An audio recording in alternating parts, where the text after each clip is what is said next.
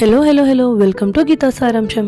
ఇవాళ మే 21 అంటే international T day. టీని ప్రపంచానికి ఇంట్రొడ్యూస్ చేసింది చైనా. 2737 బీసీ నాటి ఎంపరర్ షెన్నాంగ్ ఒక చెట్టు కింద ఉండగా సర్వెంట్ తన కోసం హాట్ వాటర్ బాయిల్ చేస్తున్నప్పుడు గాలికి ఎగురొచ్చిన ఈ ఆకులు ఆ నీళ్ళల్లో మరిగాయి. హర్బలిస్ట్ అయిన ఆ ఎంపరర్ యాక్సిడెంటల్ గా సర్వెంట్ క్రియేట్ చేసిన దీంతోటి ఇన్ఫ్యూజన్ స్టార్ట్ చేసి టీని ఇంట్రొడ్యూస్ చేశాడు.